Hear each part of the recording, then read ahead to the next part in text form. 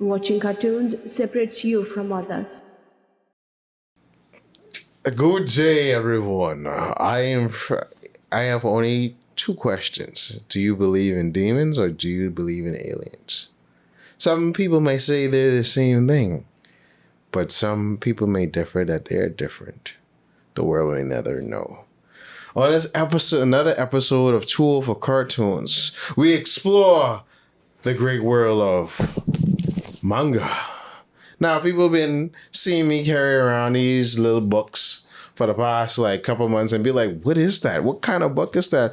Why are you reading it from left to right instead of right to left? Well, that's a common question. Like, free. That's a common question. And it's like, don't worry about that. Just read it. But see, I used to underestimate these things until my good friends at Manga Corps put me on.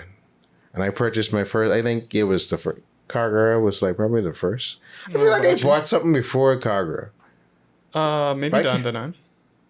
No, I wanted to get Carsonik, the first 4 volumes of Dandanan, but I ended up purchasing the first 4 volumes of Sakamata Days. Yeah. But when I read that first volume of Kagura Bachi, when I was at a wedding in Exuma, I was like...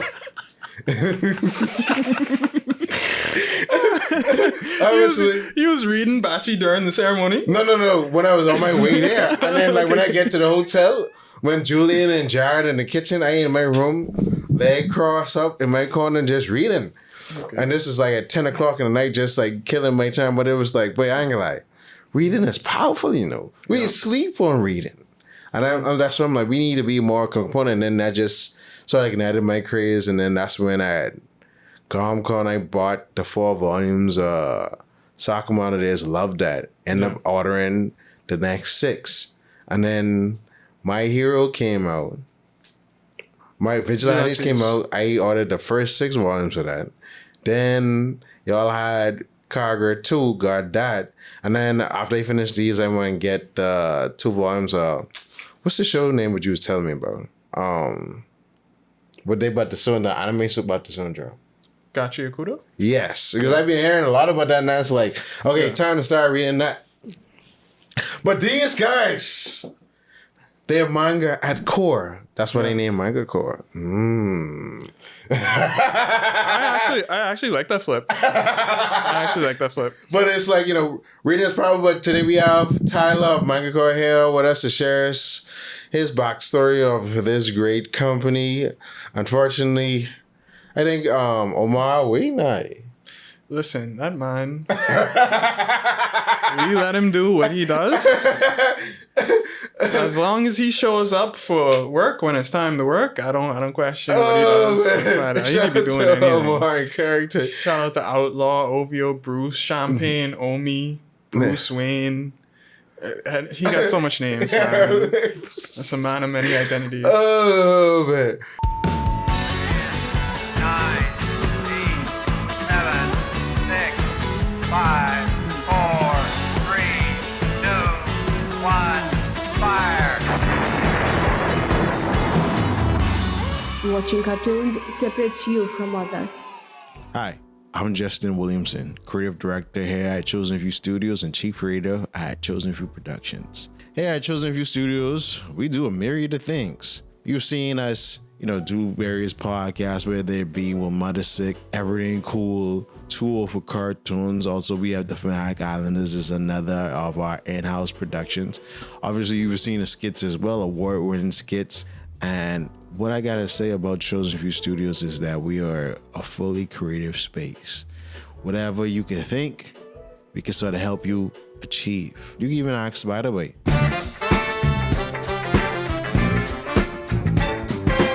But if you need help with producing your content, you need a space to have small meetings or film your podcast, hit us up today. chosenfewproduction@gmail.com. Check us out on chosenfewproduction.com. Check out our various pages on TikTok, X, Instagram, Facebook for more of this great content. And we still got more. Look at this. You don't even know which part of the studio this in, but once Lord Jalen Willard, Jesse Sama touch it, that's it. But in any event, it's like, okay, where do we begin? In the beginning, how did you start, I guess, obviously you had to have a love for reading, to want to read, just period. Yeah. Man. So basically, my household is a reading household. Even to this day, my mother still runs through books. Doesn't matter. Like spy books, romance books, James Cameron, all that sort of stuff. She's been on it. And so growing up, whenever we go away, we'd make sure, well, I'd make them stop in like GameStop and EB Games and all that sort of stuff, get my couple games. But as a family, like we'd always stop in Barnes and Noble and they'd be like, okay, your book budget is, I don't know, $100 or whatever. Get as many books as you can. Make sure you can enjoy them because this is the only time you come in here for the year. So ever since I was young, man, it was just like a love of reading fostered within us. And that was like fantasy books primarily. And then in middle school, I think it was like grade 7 or something.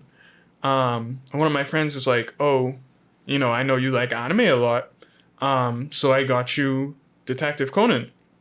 Which chapter? The first chapter? Or? This was, I think I have like one of the single digit volumes and the other ones are like early 10s. This was in like, I'm going to date myself here. This is in Detective like, Conan has like, how much chapters now? 1,000? Conan has, I want to say about 1,200 chapters. Yeah. It's been running longer than like One Piece, but it hasn't been as consistent. I think he took some breaks. Yeah. But I have like volume like 9 and then like 12 and 13 or something like that. Okay. And so she bought me Detective Conan. I bought her Claymore. I went and I got Naruto on my own because I was really big into Naruto then. This was like 2005. Yeah. And then from there, because like I say, it was so hard for me to get physical copies, I started reading online kind of. So the first manga that I kept up with like regularly on release was Full Metal Alchemist. And to this day, I still think that's the best manga ever. But yeah, I mean, I don't think that's no debate because people have that as an anime. Listen, it's like top 5. I've come into a lot of people who they have varying opinions. We can get to about that later. Full Metal. about the best manga ever in general. Okay, well, when you ask a lot of people, they say like One Piece, for example. And I wouldn't say that, and I love One Piece. I get a whole flag in the back. Like, no, I wouldn't say that. Then I gotta put on my big boy pants and I gotta sit him down and I be like, look. But yeah, so I was reading Full Metal online, and then of course that expanded into a bunch of other stuff. But I still wasn't really like mainly into manga until I want to say about 2012, when Titan dropped. I was watching the anime for Titan. They went on a hiatus for like 5 years. And 2 years into it, I'm like, I'm not waiting for y'all to get y'all shit together and figure out, when the next episode is coming out. I'm just going to read it. Yeah. And from then on, it was like, I was reading Titan, I was reading Tower of God, I was reading a few other things. And then gradually it just became more of a thing of like, okay, the manga is further ahead. There's a lot of manga out there, especially seinen, which is my favorite demographic, that isn't getting animated ever. So let me just, see what else is out there. And now it's like, I mostly read manga. There are certain things that I won't read just because the anime looks so good. Yeah, that's with me too. Like Frieren. Yeah. I can't read Frieren. Seeing that season 1 animation and what they did, especially at the end, it's like, yeah, I need to see that animated. But yeah, that was, it just gradually became a thing of like falling back into reading just because like convenience, speed, more diversity and all that sort of stuff. And so now here we are. Because I like what you said earlier, like, as a family, your parents always told you to pick something that you would like. Because I think why people don't like reading is that people create this thing that you can't read for fun. Yeah. And you have to read either it's somebody's biography or some self-help book. Yeah. Or Right. learning something, Or or some you have to historical read fact for or something. school. Yeah. And I think that's what a lot of people really fall into a trap of, like having to read for something with deadlines and you got to understand this and you don't like it and it's boring and all that sort of stuff. So yeah, it doesn't work out. And then you got to get started from early, man. Like even now, once you fall off, kind of, it's really hard to get back on and figure out like, the mental exercise of reading and finding time for it and all that, because it's so easy to just sit down and watch something and just passively consume it. But when you're reading and you have to sit down and like visualize the words, or you might run into a word that you don't understand, then you gotta go look it up and all that. It's a lot more mental effort. And a lot of people just don't like it. Like they don't have the imagination for it. They don't have the reading comprehension for it. It's daunting. So I don't know. Read, Bahamas, read. Yeah, because where my joy came with this, right? I wanted to start off the year with focusing on more activities that could de-stress me, and as well as take me away from interacting with devices, that blue screen. And I was like, instead of scrolling on my phone where I have to wait for do something, or I'm in a bank or waiting for a shipment, I could just sit down and just read some manga, or let me catch up on this very quick instead of scrolling on your phone and you watching this video and things like that. And late at night you have something to read to sort of unwind your mind and detach from the devices and all that stimulation. I was like, that's when I started reading. I'm like, yeah, human beings, we need to get back into that mental exercise, man. Yeah. And it's so funny that you mentioned like reading off your phone, because that was something that was big for me to get back into manga as well. Because there would be a lot of times where like I don't have time to sit down and watch a full anime episode, right? Like even now, the only time I watch anime is when I'm eating. That's the only time I know I have 20 minutes where I'm doing something else with my hands so I can sit down and watch the episode.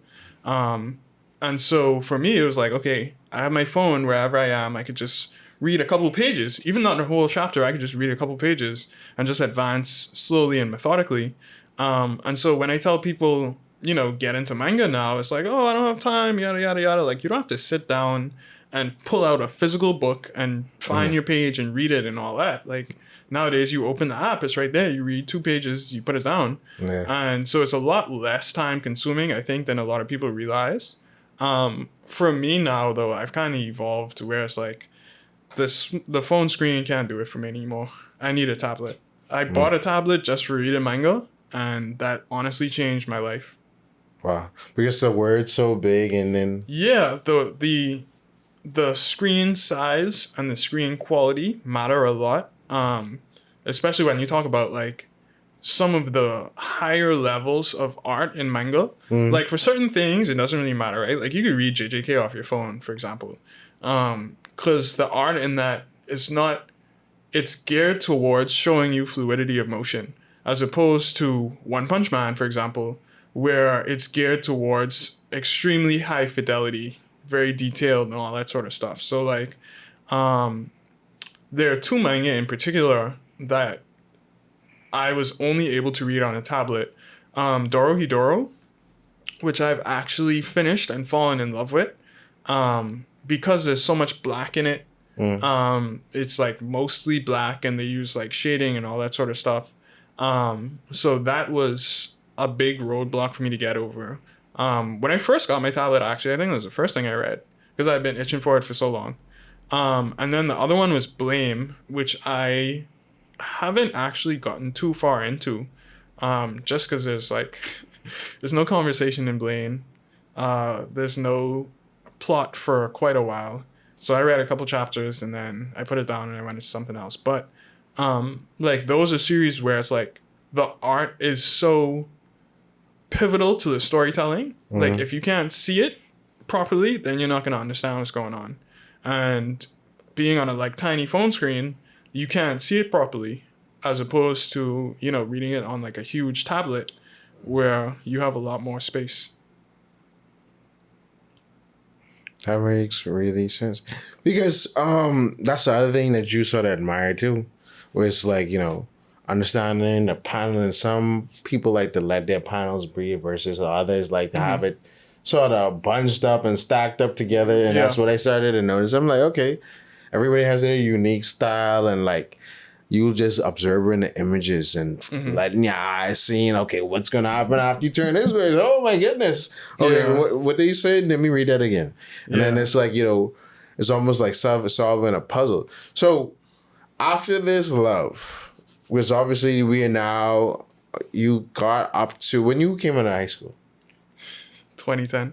Oh, so you the same year as me. What school you went to? St. John's. Well, I don't remember you were around that time. I mean, that would make sense because how you know Carlton, because Carlton was 2010 too. Yeah. We all grew up together. Yeah. So the founding three of Manga Corps, we've known each other since first grade. Okay. Yeah. That's crazy. Why I don't remember you?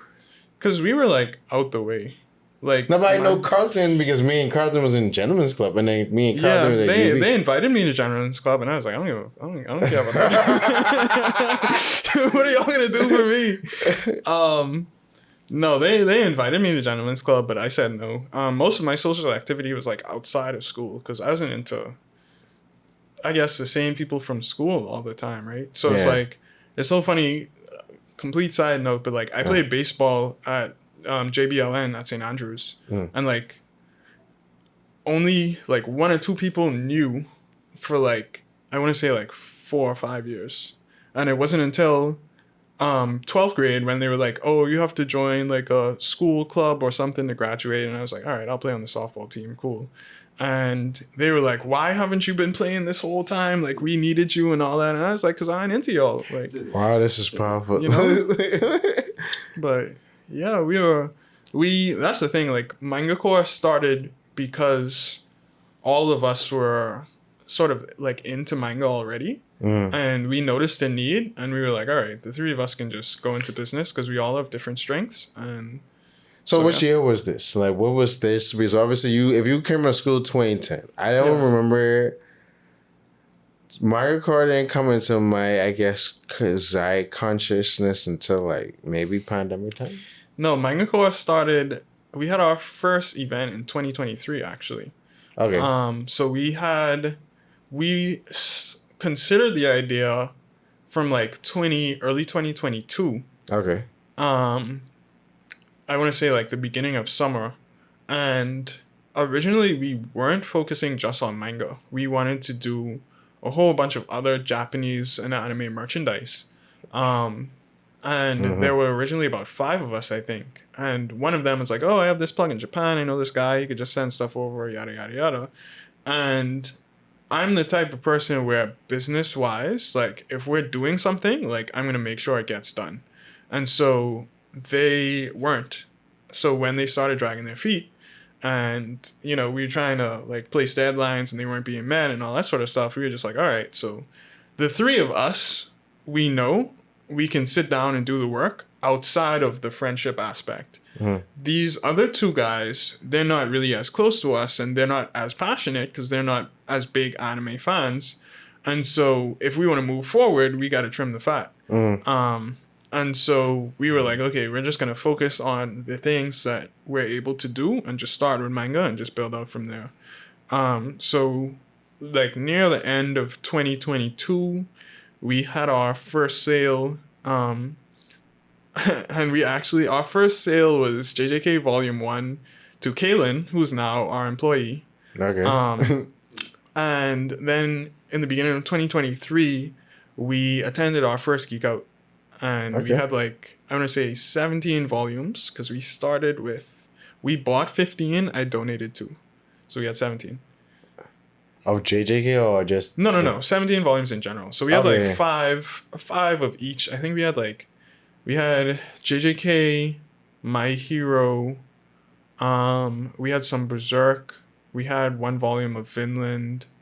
And I can't remember what else. If you go on our social media, it's like one of the first posts. Okay. It's so 2023. Okay. Because I was like, When did I start? Because I be really like sitting down in front of my computer and I just feel like Batman. So I'm like, okay, when is this happening? Okay, when I see this, when I see that. So what was like the first reception of it? Because obviously, I don't think we have anything in modern times where Bahamians was trying to sell books in mass, other than if you go to logos or something like that. Yeah, so we did a lot of research beforehand. We sent out a survey, first of all. We sent out a survey that was very helpful. Just seeing like what people wanted, how much they were willing to pay, all that sort of stuff. Another thing is there was one guy who a few years before that, we were at the Dundas for Geek Out, and he had an old manga collection, and he was trying to offload some of his old stuff. And I was like watching the table carefully because, you know, they were the only person that sold manga, and people were interested, but they weren't trying to buy what he had, or they weren't trying to pay that price. And so I was like, okay, you know, clearly there's interest here. There was also Stan from King of Games who sold manga at King of Games. But that wasn't the main focus of his store. And so people would like come in and they'd ask about it or whatever, but obviously, you know, they weren't trying to buy anything. And so from there, I was just like, okay, you know, clearly there's an interest for it. It's just that no one has the structure to be able to actually capitalize on this. And so when we went to Geek Out, everyone was like, wait, y'all have manga? Like, this is so crazy. Let me get one. The first Geek Out, like I said, we went there with 17. We left with 2. Wow. We left with 2 volumes. And we doubled up our inventory for the next Geek Out. And again, we left with like 3 or 4 or 5 volumes. And so the initial reception, of course, was shock and awe because like no one else was doing this, right? Our only competitors were like you say, logos, who didn't market to the anime community because they're not a part of it, right? They're just a bookstore and they say, oh, manga, let's capitalize on it. So they didn't have the marketing there. So logos has manga? Yeah, man. Oh, I never knew that. Exactly. So like they break like what? So what type of titles? They have JJK. They have Demon Slayer. Oh, flip. And maybe like some Naruto or something. Okay, so it's like more so the popular. Yeah. Okay, So like that's part of it, right? They only know the popular series. They only have like they might have JJK, but they're not gonna have like they might have like Sakamoto Days now, but they're not gonna have like Chojin X. They're not gonna have Kagurabachi. They're not gonna have like these up and coming titles and all that. And so that was a huge part of it, you know, just like the fact that we are manga natives, anime natives, and we're part of the community. So we know, hey, we know what you want. We know how to find you. We can bring it right to your doorstep. And I already know what you want, something that you may like. Because I keep on telling people, Kagura, if you ain't read Kagura yet. Oh, boy. Boy, oh, boy. Yeah, that's some sauce. Listen, when that finally gets anime, that's the next one. Yeah. I was just telling them, I was like, I gotta read the recent chapter because I don't think I read this week's chapter. But it's like, when you see the second coming, the next man up after this old wave, and you know, it's a conversation we had in the group chat about is anime dying or whatever, and I'm like, bro, y'all ain't know what coming. Yeah. Or whatever. Like, if you knew what coming, about to change the game, yeah, about to be a little low. Or whatever, but what's coming's gonna change the game again. It's gonna be a new era, and that's just how things are. But you know, so to have that ability to know, okay, well, yeah, if you like, let's say for instance, because obviously there's chains and links. So okay, if you like Bleach, of course you would like JJK, or you would like if you like Yu Yu Hakusho, you would like Bleach because there's similar elements. Sort of transfer over time, or if you like Naruto, you will like Black Clover because there's some similarities and things like that. So it's like, okay, understanding the recurring tropes and certain characters, and then be like, okay, if you like this character, you probably like this character and this stuff. Yeah, even deeper than that too. It's like understanding who the artist is as well, where they come from. because I think a lot of the new popular manga now are written by people who shadowed people from the previous generation who Yeah, were very exactly. successful as well. So even Gachi Akuda, Kei Urana, I think her name is, she worked on Fire Force and Soul Eater. And so the art style is very similar as well. A lot of the tropes and the storytelling and all that sort of stuff is very similar. And of course, you know, it's still unique enough to stand on its own, but just knowing that that link allows us to connect more people with other series. Yeah. One of my favorite series right now, Chojin X, is written by Ishida, who made Tokyo Ghoul. And so when we say, okay, what do you like? And people say Tokyo Ghoul, I immediately point to Chojin X, like, hey, this is Ishida at his best. If you like Tokyo Ghoul, you're going to love this because the stories are so much similar. It's just that now he has a lot more experience, and so he's able to create a better product. Indeed, we were just having an earlier conversation where we was talking about one, and like, okay, you have one with, you know, One Punch Man and Saikamo, but he just won an award for best new manga. I forget what's the manga name. Versus? Yes. So and he has Versus coming out. So you might see Versus and be like, what's this? Yeah. The same man that created these two. So it's like, you know, the mangaka aren't just creating like one series and being one and done. It's just sometimes they go off and create other things or inspire other things or people work underneath them that goes on. So it's like a whole family tree type of situation. Yeah. My favorite, I think, aspect of that is Blue Lock, actually. Well, one of my favorites, because there's Blue Lock, there's Boichi with Dr. Stone and all that. So like Blue Lock, Kaneshiro Muniyuki made Jagan before that. And there was a point in time when they were running in tandem, when Jagan was ending and Blue Lock was really picking up steam. But Jagan is a very quintessential seinen in that it's very dark, it's very bloody, it's very hopeless and all that. But the art in that is absolutely insane. And reading Blue Lock after reading Jagan, you can see like the similarities in art style, especially in Blue Lock when people like lock in and they have those big motifs behind them, like the characters or the animals and all that sort of stuff. Like that's something that was practiced in Jagan. Same thing with Boichi.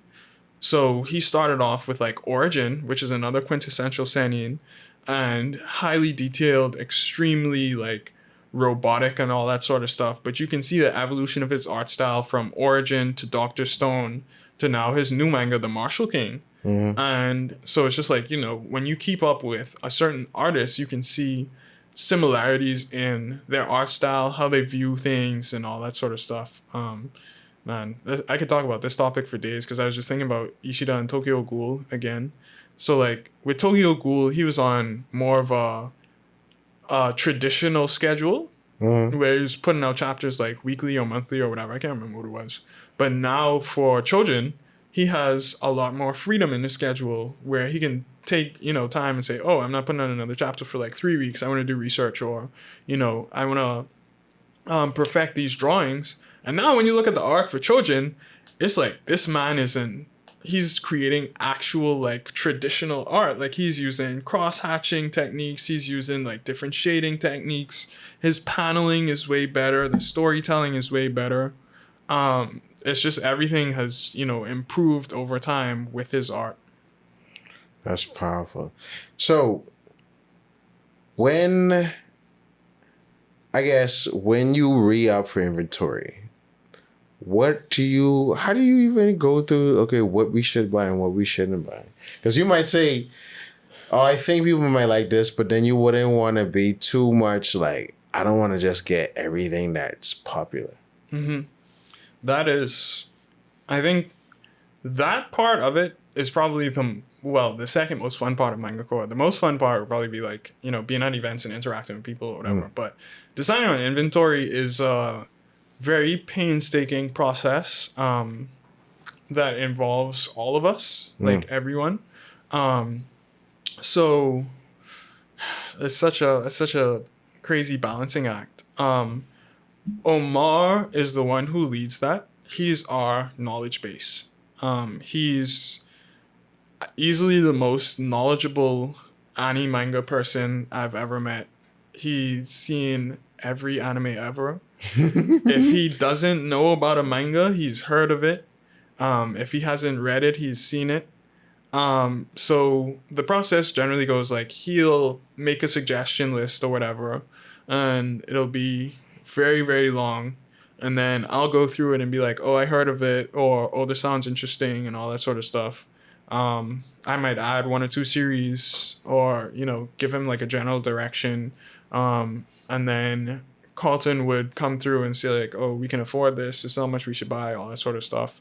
And then we also have Kalen, who is our unofficial crash dummy. Whenever we need a series read, we just send it to him, and he'll come back like 3 days later, like, yeah, I'm caught up. 200 chapters. This is what happened. This is what I like about it. Yada yada yada. But it's really a balancing act of like, we need to get what's popular first and foremost, right? Because we are a business and we do have to sell books, right? Mm-hmm. So we have to get what's popular, but what's popular also has to go through, I guess, a rigorous testing process. So like, at the very least, 2 of us on average will have to have read it and approve of it. But then, of course, there also needs to be space for expansion into things that are not as traditional. And so we have to understand, like, even though these things are safe and popular, at the end of the day, there's a large set of people who probably already read it, right? And a lot of people come to us and they're like, oh, I read this online. I liked it, cool, but I'm not trying to spend money on it. And so we have to convince them, like, what do you want to spend money on, right? If you want to get something new, here's some things that we can suggest based on, back to the previous conversation, based on the things that you already like. Here's some similar titles. And so that involves a lot of understanding of what's hot, what's next.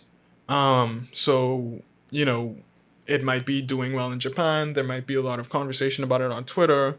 We might have read something early on and it started to pick up or got an English print or something that we're really excited about. And so there is a lot of risk-taking involved. But it's also part of like knowing how to sell things, right? Mm-hmm. Because very few people heard about Trojan X. And when people come to us and they're like, oh, I like horror, I like, dark things, I like more mature things or whatever, we have to be able to say, hey, here's Trojan X. You haven't heard about it, but here's why it's interesting.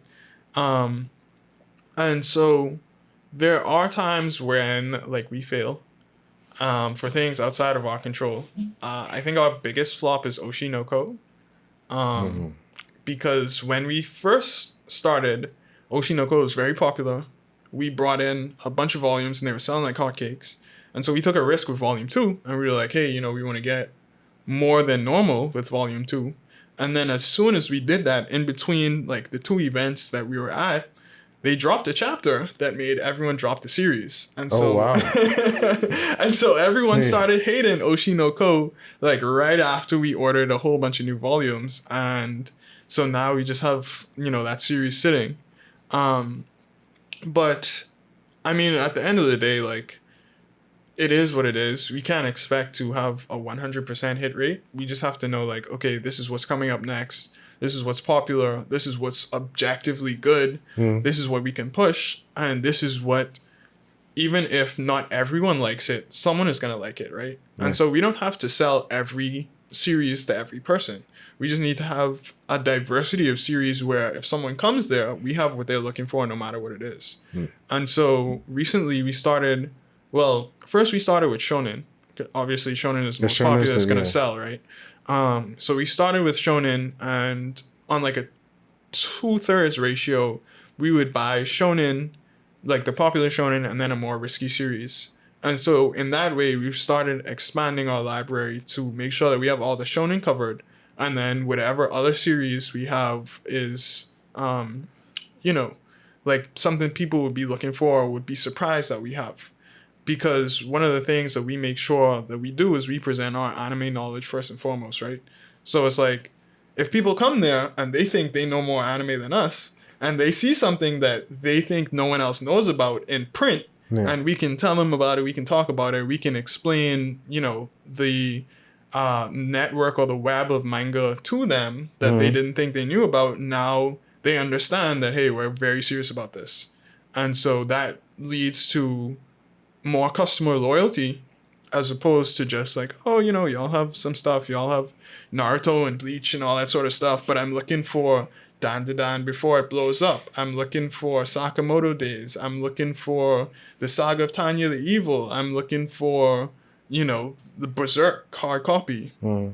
So it's a lot that goes into it. Because my next set of questions is, okay, for you have like Sakamoto Days, which just came out with an anime, but then you had the big year Dan just had, or whatever, and then y'all have the first 4 volumes. I think it's first 5 volumes of Dan and 4 volumes of Sakamoto Days. Yeah. So y'all have the first 1 to 5 volumes of both series. Yeah. And then obviously y'all can predict like one sort of blew up and everybody. Well, we did predict that. Okay. We 100% knew that was going to happen. And what's so funny is those are the 2 series that we point to, because a lot of the times people will come there and be like, oh, I like this, that, and the third and all that sort of stuff. And they'd be interested in the series, but they'd be wavering about actually buying it. And so we told people like, so before Dan even got an anime, or like shortly before it was announced, we started bringing it in. And we were like, this is very hot on the internet right now. The conversation surrounding this is crazy. There's a lot of people interested in it or whatever. We're bringing it to you here. It's going to get an anime. Before it gets hype, come buy the volume so you don't have to stress about finding it. A lot of people didn't listen to us. A lot of people were like, oh, this looks cool or whatever. I'll see how it is. I'll come back and get it. Yeah. As soon as that dropped, that was sold out everywhere. Everywhere. I couldn't get my hands on it. And I was digging through like 4 or 5 suppliers. Couldn't get my hands on it. And so leading up to it, we were running through volumes. Like people we'd sell out of like certain volumes within like the first hour or 2 of Geek Out or whatever event we were at. And so people were coming to us like, hey, do y'all have Dan, yada, yada, yada? And we were like, no, we've been telling you this for the past year. Get your Dan now. And you didn't listen to us, and there's nothing we can do because it's sold out everywhere. So Dan and Sakamoto, That's why I bought my first 4 volumes. Smart man. Sakamoto Days hasn't blown up yet, but it gets better as you go further in the story. So the difference is Sakamoto Days is a series that's heavily focused on action. And so it relied a lot more on quality animation than Dan did. I think Sakamoto Days and Dan have about equal level of animation. I think Dan has a slight edge on it. But because of the Sakamoto Days story itself, it relies on extremely high level animation and didn't get that. So it didn't become as popular. Whereas Dan doesn't rely on that. It relies on character interactions and comedy and awkwardness. Exactly. And so I think that's why Dan is a little bigger. But at the same time, it's still 2 very similar series when it comes to things like that. Like so, dynamic of family and all these different... Exactly. And so when we push Kagurabachi, we tell people the same thing. Like, hey, this is getting an anime eventually. This is our hottest seller right now. We first had Kagurabachi at Jollification, and we bought 30 volumes. Yeah. By the middle of day 2, we were out. Yeah, because I bought mine in a day. Yeah. Well, yeah, but because there's certain things that you can see, it's like, all right. And that's why I learned the patterns of where, okay, I'm hearing about a series, and then me get to the series and we get hip and we get learn what I learned. Yep. Because I learned that from my friend's girl about Dungeon Meshi. Because she was telling me about Dungeon Meshi like years before it came out. She's a huge Dungeon Meshi fan. Yeah. So I was like, okay. And then when the anime actually came out, I was like, oh, this is dope. I wish, so it's like, yeah, you don't have to necessarily wait until the anime becomes popular. You could just dive into the series and see what's it all about. Mm-hmm. So besides understanding, I guess, the customer base, what's some of the troubles and trials that y'all go through actually importing the books and going through customs and obviously with this tariff situation? Our biggest struggle, I think, as a business, as with any business like this, is shipping.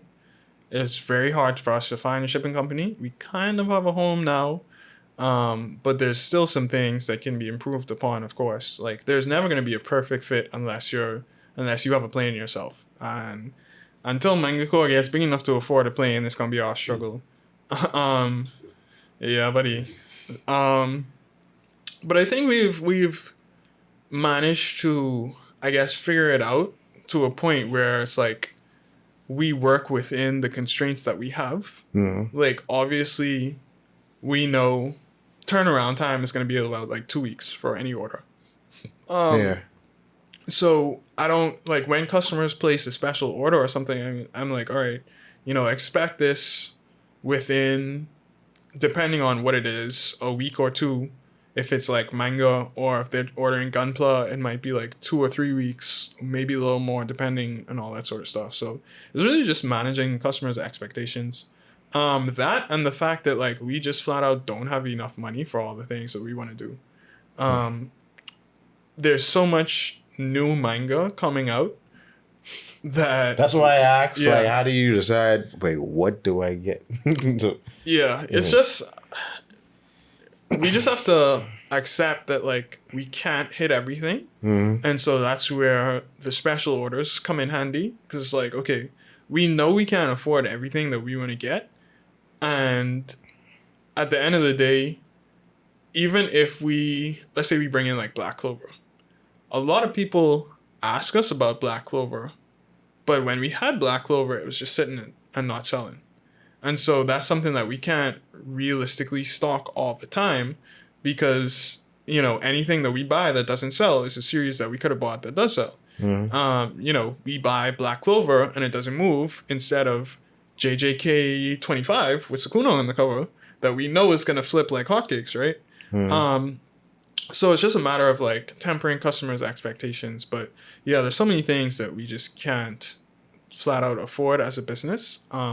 So if anyone's seeing this and they got like 10 bands that they can spare, all right, just throw it to Manga Corps and we'll show you something.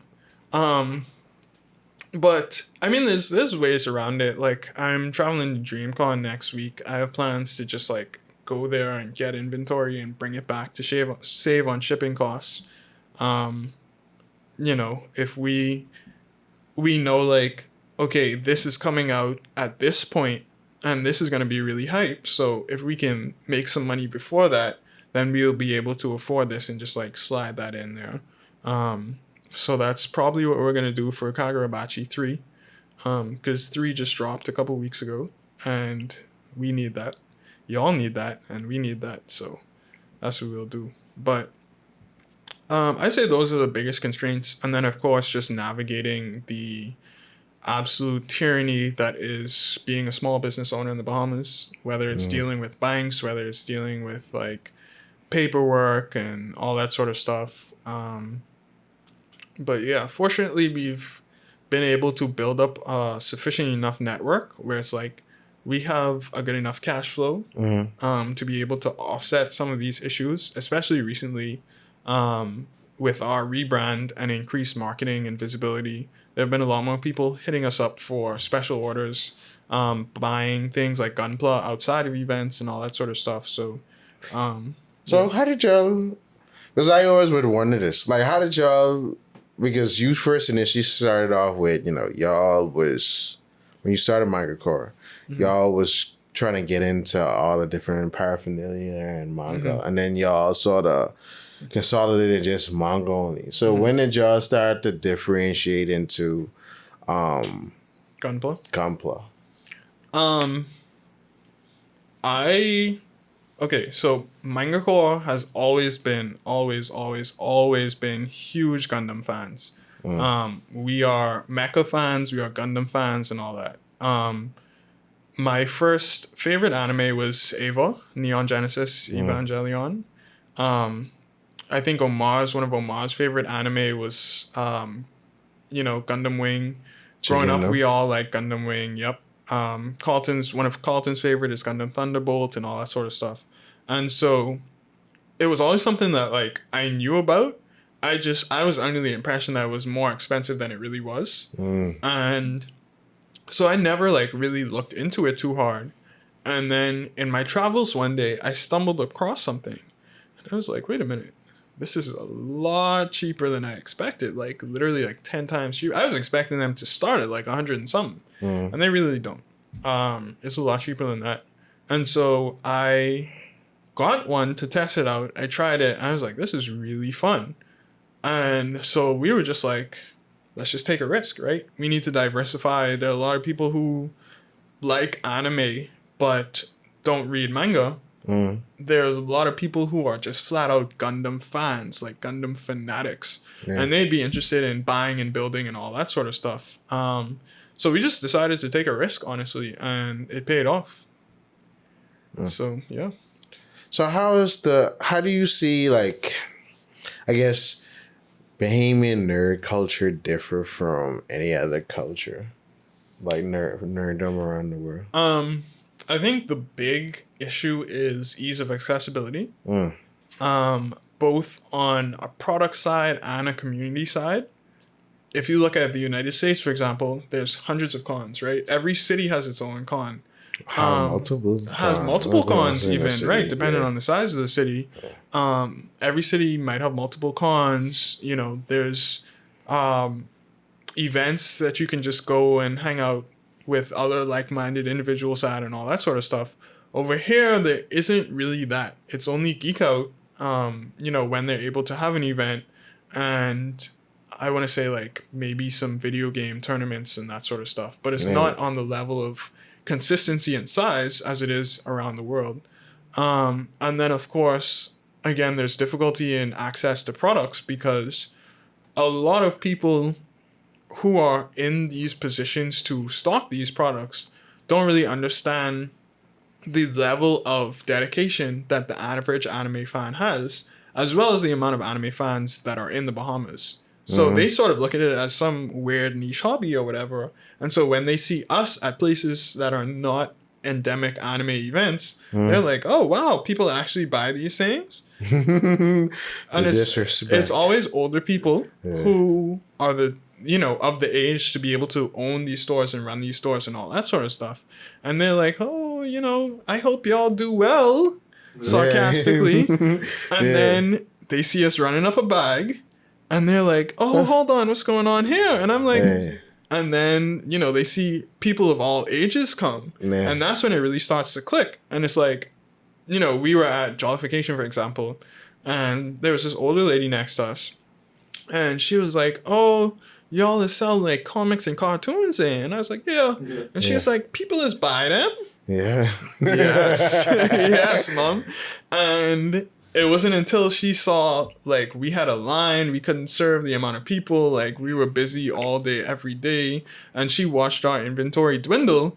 And it really started to click for her because it was like, people of all ages. We had young kids come, we had older people come, we had women, men, we had people who had been watching anime for the past like 3 years when Demon Slayer got popular. We had people who were watching anime from when it was on cable TV, and the only thing they could watch was a serial like Ronin Warrior, or right, Ronin Scientific Warriors, Gatchaman or something like that, or Voltron. Voltron. The name is escaping me for one in particular. But yeah, just like really old Dr. series. Slump? No. It's always on those retro anime things, man. Not Vampire Hunter D. Something very similar to that though. But anyway, just like old series or whatever, and they're like, oh, like there actually been a subset of people who really like these things enough to spend money on it. And so once that realization hits, then, you know, I just gotta laugh because it's like, you know, y'all might not understand what it is, but we're out here, and it might be, you know, people who you don't expect. Because one thing is, like, I'm the type of person where I like anime enough where all of my clothes are anime pretty much. A lot of people aren't like that. A lot of people will just wear, you know, regular clothes or whatever until they see something anime related. And then it's like, oh, now there's a connection. Now I'm willing to patronize your business. Now I'm willing to have a conversation with you. Now I'm willing to make that connection.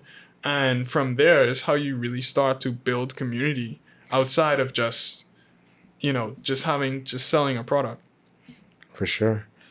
So what do you do? I mean, because of all these various things, how do you stay connected with the community? And so what is somewhat, since the rebrand, obviously y'all have plans to do more things and expand a little bit more. So what does that all entail for you right now?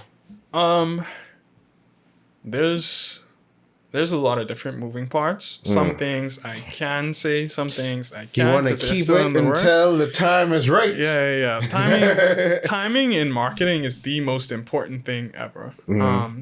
But I can spoil some things. So, spoiler alert. Yeah. Well, one thing we're doing is obviously things like this, right? Like coming on podcasts, having conversations with like-minded individuals, connecting people through platforms and all that. I was just watching my friend Eddie's podcast, The Quiet Things Out Loud. Yeah. Shout out to Ringo and Eddie. Yes. Yeah. They gave us a shout out on there. We greatly appreciate that. So that's something that we do. Obviously, like guerrilla marketing. Oh, I don't have any stickers on me. But we have some Manga Corps stickers that, you know, just like our name and different anime fonts and logos and that sort of stuff. And so we'll be like, various people will just tag us and be like, hey, look at my Manga Corps sticker and all that. So we want to find like ways to interact with the community that doesn't involve them spending money. Because not everyone has disposable income all the time. You know, people might be into something but not be financially able to support and all that. So that's one aspect. Another aspect is just like conversations, increased content, and all that sort of stuff. We have a good bit of very interesting, very amusing content coming on the way. One little spoiler is we get into an argument about One Piece. What was the argument? So how much can I say? Okay, so one of the things that we want to do actually is... just go back to what you were bringing up earlier about if people was debating if Full Metal is one. Oh yeah, it's Full Metal or One Piece. That's the argument? Full Metal or One Piece? No, that was an argument. Yeah. The argument was about One Piece in particular. Okay. But we have this upcoming segment called the Hate Corner. And one of our members got up there and started listening to some of the things that they disliked about One Piece in a room full of One Piece fans. Now, obviously, the people who don't like One Piece are in a minority, right? So but PG don't like One Piece and never watch it. You never watched it? Okay, see, you gotta stay over there. And that's what I'm getting to, right? I just don't like it because it's too long. Gladly. Stay right there. So the thing is, I have a very interesting relationship with One Piece. I'm the Senin guy. My favorite, I have a Berserk tattoo. Eva was my favorite series growing up. Like, I'm the Senin guy. But I watch, pretty much everything that's popular, that catches my interest and all that sort of stuff. Like, I've seen some romance, some slice of life, some sports, all that sort of stuff. So I got into One Piece because there was a lot of chatter. This was in 2016. there was a lot of chatter about it being the best series ever and all that sort of stuff. So I was like, I don't have nothing else to do at this point in my life. I sat down and I watched 600 episodes of One Piece over the span of like 6 months. Didn't do anything, Same. didn't leave my room, didn't interact with anyone, just straight One Piece. And so I came to my own conclusions or whatever as a result of that. But like I said, we are in the minority. And there's a lot of people who take One Piece as the greatest ever because they don't have much experience with the medium. They don't have much media literacy. And there's just a whole bunch of other things that go into that. So when I criticize One Piece, a lot of people try to jump me because they think I don't know what I'm talking about. Not knowing that I've... What is one of your biggest critiques? Besides the pacing. The pacing doesn't really bother me as Okay. much, just because I understand the difference between anime and manga. Yeah. I'd say my two biggest critiques would be... Okay, first let me start by saying I've gotten up to the beginning of Wano Act 3. So I watched up to like Dressrosa, started reading, read up to Wano Act 3. It was taking forever. I got bored. I was like, I'm going to come back to this and read this arc by arc. But I think some of my biggest critiques would be the lack of stakes. I feel like because One Piece is fundamentally geared towards a younger audience, like One Piece is for 8-year-olds. Let's be realistic here. One Piece is made to be digested by 8-year-olds. So Oda can't write a situation where the Straw Hats, like some of the main Straw Hats die, because now you're alienating your audience, right? Yeah. You can't have a lot of kids come up to me and, oh, my mummy say I can't have nothing with cursing or blood or death or nothing like that. Go to One Piece. If he starts to change that, then he loses his market. Cool. Yeah. Then they become a seinen. Yes. So, Then it becomes Kingdom. Yeah. But that's one thing. I think he could handle like the character development of the Straw Hats a lot better. I feel like everyone goes through a lot of tribulations and it doesn't really have much impact on them in the long term. In the short term, not at all. In the long term, it's not as much as I feel like it could be. And then I say the last one is that like a lot of the Straw Hats are just too weak, man. Like, Just what? Too weak. Like you have your crew is supposed to be a very small, very elite crew that's standing up to Yonkos with huge fleets, Marines with huge fleets and all that. Only 3 of y'all could fight. Only 3 of y'all actually fight at a Yonko level. The rest, everyone else just gets by through gags and, little mishaps and all that sort of stuff, right? Nah. Like, Nami should be able to change the climate. I mean, all of them should be able to use Some level of armament. hockey. Yeah. Some armament, level. It yeah. doesn't have to be armament. I don't really care. Usopp should be, the observation hockey master. Yeah. Like, Zoro and Sanji should be armament hockey. They should have some level of conquerors or whatever. No, Zoro has conquerors. Yeah, but I mean, like, regularly displayed and all that. Oh, yeah. Like, a One Piece fan actually made a very good point. It's like, Luffy goes to these islands as Yonko level, $1 billion in bounty on his head, and he's still fighting cannon fodder. Right? Like, his presence alone should be at the point where, like, these people are scared of him. They should be running from him. Like, he shouldn't be fighting anyone that's not at least mid-level. And I understand, like, okay, the nature of the story is, it is what it is. And so he has to go there and he has to fight through all these mobs and all that sort of stuff. But if Brooke, Frankie, Chopper, and all that sort of stuff lean more into their combat-oriented abilities, then Luffy wouldn't have to take on all this weight. Zoro and Sanji wouldn't have to take on all this weight. That's and so there's a lot of things that I think objectively can be made better with One Piece. But people all are your so... stuff you have, that's fair criticism, though. Like, I don't see Yeah. why no one would because be mad at it. because a lot of One Piece worshippers are in, I guess, sort of a cult where they think because One Piece is the biggest, most popular, quote unquote, that it's the best. And this was a conversation I had with someone the other day who didn't know, also the fact that they don't know who I am. Mm-hmm. And it's not like I'm out here like, oh, I'm the big bad manga man. I've been reading anime, watching anime for 25 years or whatever. Yeah. So they don't know who I am. So when I have these conversations, especially in new rooms, you know, people, they raise their heckles and they start arguing with me thinking I don't know what I'm talking about. Yeah. But someone was like, oh, One Piece is the best because it's been the highest selling of all time or something like that. And I was like, that's just because it's been running for 25 years. Yeah. Right? Like there are points in time where it was outsold consistently. And she was like, oh, name them. And I was like, okay. Demon Slayer had a crazy run. Blue Lock had a crazy run. JJK had a crazy run. Like there are things that outsold One Piece, you know. And that One Piece is the late bloomer of the big three.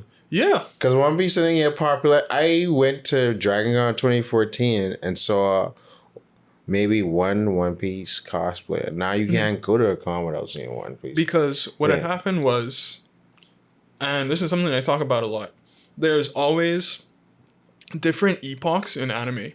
So you have pre-Toonami, which was the 80s. And this is from the Western perspective, obviously, from the American perspective.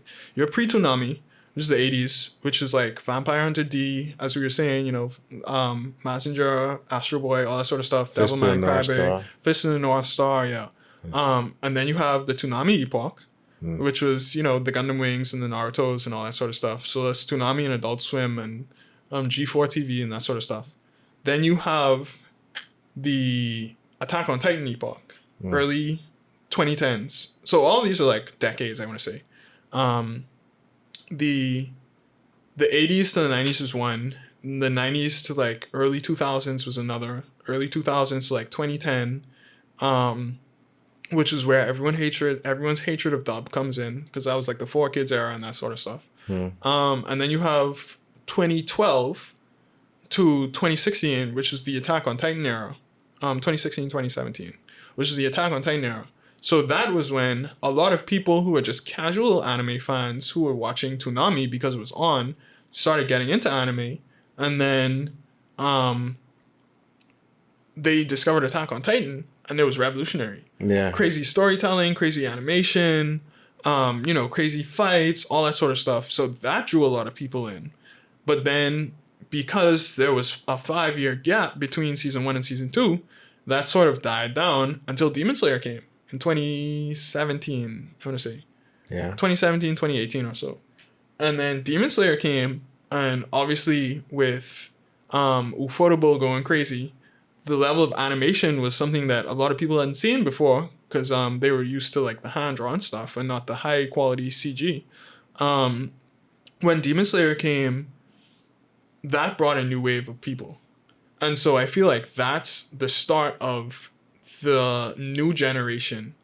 And then when the pandemic hit, everyone who was sitting at home had heard about, oh, my friends like Demon Slayer, let me watch anime. My friends like One Piece, let me watch anime. And so then, now you have a lot of people's stories, oh, I started watching anime during the pandemic with One Piece, and I binged the whole thing. And I've only seen a few other shows since then. You know, I went back and I watched Demon Slayer, I've seen Attack on Titan and all that. But they're not going to the early 2000s. Or unless they follow a bunch of like nostalgia bait anime accounts on IG. They're not going to... There's plenty of them. They're not going to the 90s. They're not watching like these really old series. Especially because a lot of them don't hold up, right? Yeah. And so... Not for real though. Yeah, like, you have some that hold up, but then you have a lot that don't. And so a lot of people are just like, oh, I've only seen anime that are popular from this time period onwards.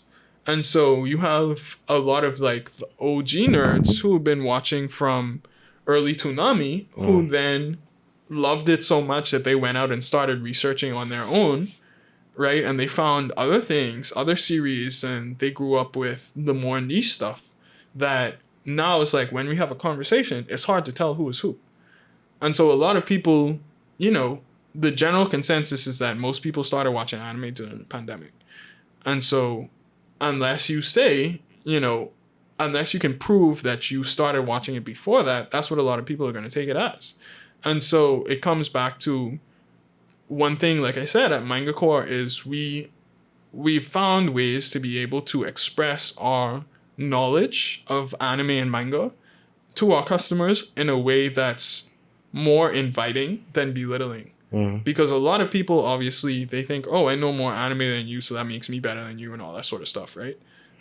You haven't seen this, you need to go watch this right now. Don't come talk to me until you do. But that's not going to, get people to support your business. Yeah. And so instead of doing that, we're just like, hey, if you really like this, you should go watch this. I really liked it. This is what I thought of it, et cetera, et cetera. Come back to me. Or if you haven't seen this, this is what I recommend and all that sort of stuff. And so now it's like a conversation where it's like, we're inviting you into our world along with us instead of just being like, oh, you need to pass this quiz in order to participate in this. Gatekeep. Yeah. They say essentially gatekeeping. But yeah, like people, it's always nuance with people trying to pull rank on people depending on whatever it is, medium or anything.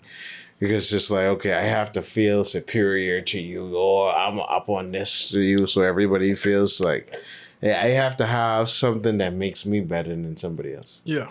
So It's ego, man. It's all ego. it really is. So what's next that Manga Corps have for 2025? We're midway through it. Obviously, I don't know if y'all doing any anniversary things. Obviously, festival season is coming up in the next couple months. I was thinking about this recently, actually. We probably don't do anything anniversary related until we get more stable.